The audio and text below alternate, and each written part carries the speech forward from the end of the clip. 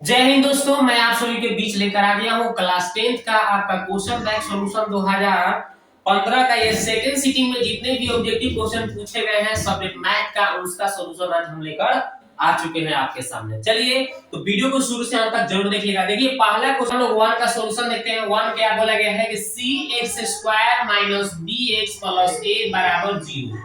आप विवेचक इसका बोला है शून्य, विवेचक यानी d का मान शून्य बोला है, और दो समान मूल यानी बीटा बोला है। बीटा समान मूल है, मतलब ये बीटा का मान पूछा है तो मूल समान है, यानी कि अल्फा का भी मान और बीटा के भी मान क्या बोला है, समान है, यानी कि बराबर है। क्योंकि डी का मान कितना है, शून्य है, तो आपको बीटा का मान निकालना है, ये पूछा गया है। तो अल्फा प्लस बीटा बराबर एक फार्मूला होता है c - b/a, फार्मूला पढ़े हैं। और अल्फा के स्थान पे भी बीटा रख सकते हैं हम, क्योंकि बीटा का मान निकालना है, और बीटा को ऐसे ही छोड़ देते हैं। और b/a, तो देखिए माइनस b के स्थान पे माइनस b है, तो माइनस माइनस क्या हो जाएगा, प्लस b हो जाएगा। a के जगह पे यहाँ पे c लिखा है, ठीक है।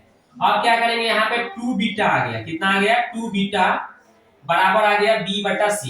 अब हमें अगर बीटा का मान निकालना है दोस्तों, तो कितना आ जाएगा, b/2c आ गया, b/2c जो इसका राइट आंसर है, b/2c यही इसका राइट आंसर है। ऑप्शन नंबर ए इसका राइट आंसर हो गया, ठीक है। तो हम इस तरह से क्वेश्चन को सॉल्व कर सकते हैं, सवाल नंबर 1 को, ठीक है।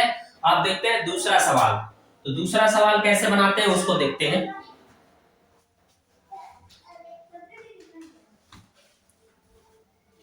तो चलिए इसको मिटा देते हैं, हम इसको मिटाते हैं। देखिए दूसरा सवाल क्या बोला है, इसको भी बनाते हैं, एकदम बहुत ही प्यारा क्वेश्चन है। बोला है कि इतना है तो इसका मूल क्या होगा, x का मान निकालना है। लिखा है a² p² x² q² बराबर 0 है।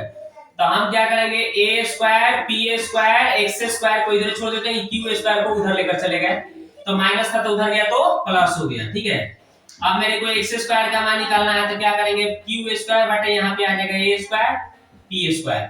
अब इस तरह से a स्क्वायर हटेगा तो रूट चढ़ जाएगा, ठीक है। तो यहाँ पे आ जाएगा आपका q² बटा a² p² आ जाएगा। अब यहाँ पे आपको पता होना चाहिए कि दो का एक बाहर निकलता है q, ठीक है, और यहाँ पे a और एक हो जाएगा p, और यहाँ पे रूट से जब बाहर निकलता है दोस्तों तो प्लस माइनस का चिन्ह रहता है। कितना का रहता है, प्लस माइनस का चिन्ह रहता है।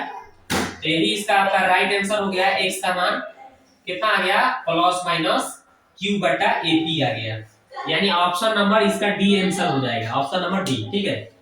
चलिए आप देखते हैं क्वेश्चन नंबर हम लोग 3।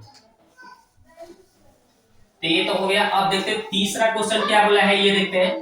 यदि अर्धवृत्त का व्यास 14 सेमी है तो अर्धवृत्त का परिधि क्या होगा।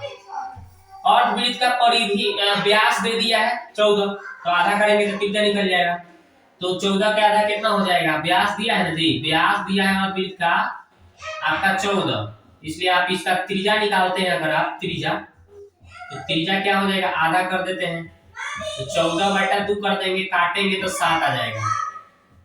कितना आ जाएगा, 7 cm। त्रिज्या हमें निकल गया, पता चल गया त्रिज्या कितना आ गया भाई, 7 cm। तो अब निकालना है अर्धवृत्त का परिधि, अर्धवृत्त का परिधि निकालना है, परिधि। तो अर्धवृत्त का परिधि कैसे निकलेगा, पाई आर, क्या होता है, पाई आर। तो 22/7 आगे त्रिज्या कितना है, 7, 7 कट गया तो कितना आ गया दोस्तों, 22 आ गया। यही इसका राइट आंसर हो गया 22 सेमी, जो कि ऑप्शन नंबर बी इसका राइट आंसर है। कितना है, बी नंबर, ठीक है। इस तरह से तो सूत्र आपको याद रखना पड़ेगा, ठीक है। चलते हैं नेक्स्ट क्वेश्चन की ओर देखते हैं।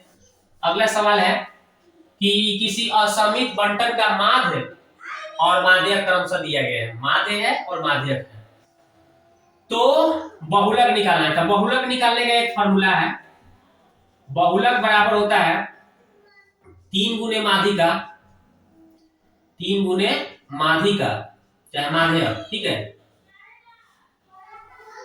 माइनस 2 गुने माध्य, यही होता है फॉर्मूला। तो 3 माध्यिका का मान यानी माध्यक का मान कितना दिया है भाई, माध्यक दिया है आपका 27.9 माइनस 2 गुने माध्य, माध्य कितना था भाई 26.8। 26.8 इसका देखिए माध्य हो गया, ये माध्यक हो गया। अब गुना कर लीजिए 7 3 21, मतलब 9 3 27 के साथ,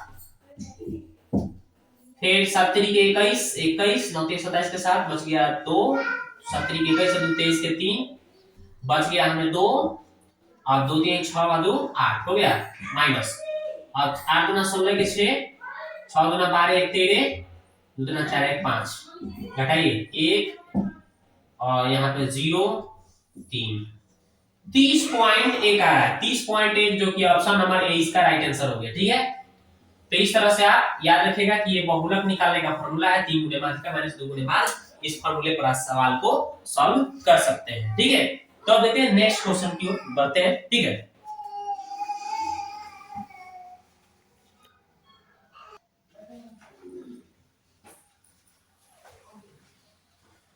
तो अब देखिए दोस्तों क्वेश्चन नंबर हम लोग कितना देखेंगे, तो अब देखते हैं क्वेश्चन नंबर 5 का सॉल्यूशन। देखिए किसी वृत्त के बाह्य बिंदु P से दो स्पर्श रेखाएं PA और PB खींची गई है, तो PA का मान 6 है तो PB का मान कितना है।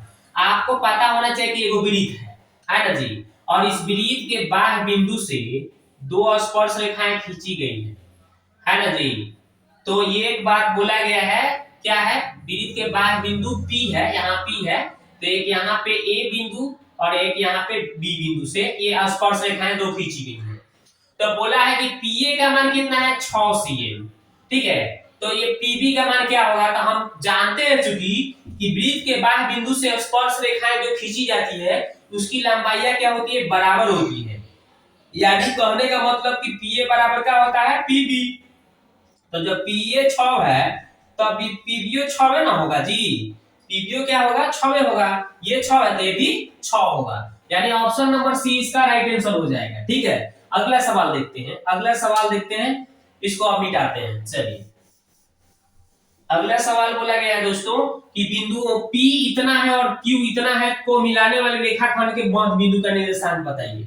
मतलब एक रेखा है जिसका P बिंदु है और यहाँ पे Q बिंदु है, और P का मान लिखा है -2 8 और Q का मान लिखा है -6 और 4, और इसके मध्य बिंदु यहाँ पे कोई बिंदु ले लीजिए Q चाहे कुछ भी, इसका मध्य बिंदु का निर्देशांक निकालना है।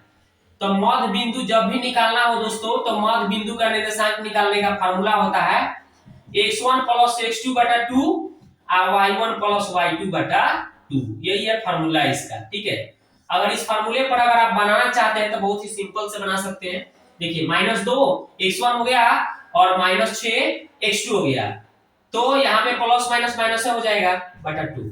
अब y1 कितना है 8 और y2 कितना है 4, लेकिन प्लस यहाँ पे सूत्र प्लस है, ये माइनस मिलके माइनस कर देगा बटा 2।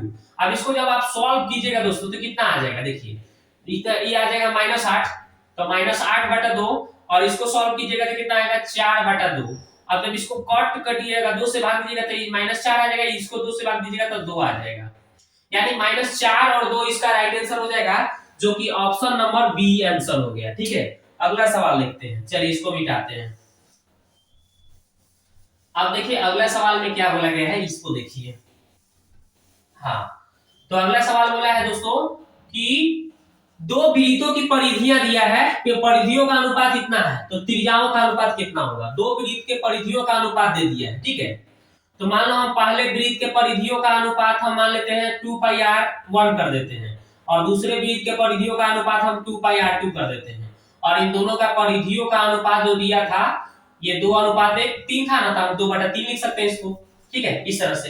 अब आप काटिएगा, देखिए ये काटिएगा तो क्या आ गया r1/r2 आ गया आपका। ठीक है, यही आ गया 2:3, यानी इसको अगर हम अनुपात भी निकालते हैं तो r1 और r2 का अनुपात भी कितना आ रहा है 2:3 ही आ रहा है, इसमें कोई फर्क नहीं पड़ रहा। अगर क्षेत्रफल रहता तो स्क्वायर हो जाता, लेकिन यहाँ पे त्रिज्या पूछा है तो वही इसका आंसर हो जाएगा, ऑप्शन नंबर बी इसका राइट आंसर हो जाएगा। ठीक है, अगला सवाल देखिए। अगला सवाल बोला है किसी असंभव घटना की प्रायिकता क्या होता है। तो जब भी याद रखिएगा कि असंभव घटना कहे चाहे अनिश्चित घटना कहे तो उसका प्रायिकता होता है 0।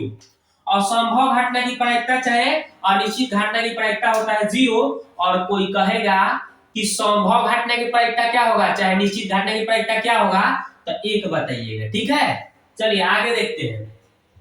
एक और क्वेश्चन सीख लीजिए, ये भी पूछा जा सकता है कि निम्नलिखित में कौन प्रायिकता का मान नहीं है। प्रायिकता कौन नहीं हो सकता है, तो -1 भी नहीं हो सकता है, 1 से छोटा हो गया, और 2 भी नहीं हो सकता है क्योंकि 1 से वो बड़ा हो गया। ठीक है, आगे देखते हैं। √2 किसके बराबर है, तो √2 जो है आपका ऑप्शन नंबर डी के बराबर है। कैसे भाई, क्योंकि 1/sin45, sin45 के मान आप पढ़े हैं कितना होता है, sin45 का मान होता है 1/√2। अभी √2 ऊपर चला जाएगा, है कि नहीं, और 1 से भाग लगाने पर कितना है, √2 के बराबर आ रहा है कि नहीं, तो यही इसका राइट आंसर हो जाएगा। अब देखते हैं 9 sec square theta minus 9 tan square theta बराबर क्या होगा, तो हमने ऐसा सवाल को काफी बार बता चुका है कि 9 को कॉमन कर लो। क्या करोगे भाई, 9 को कॉमन कर लोगे तो आ गया sec square theta minus tan square theta equal to क्या होता है, तो 9 है, इसका मान सूत्र होता है 1, तो 9 एकम 9 इसका राइट आंसर, जो कि ऑप्शन नंबर बी आंसर है। ठीक है, तो आप दोस्तों इस वीडियो को अगर आप देखे हैं शुरू से अंत तक, तो आपको लगा होगा कि हमने कुछ सिखाया, तो इसलिए इसके लिए आपको क्या करना है, एक प्यारा सा कमेंट कर देना है।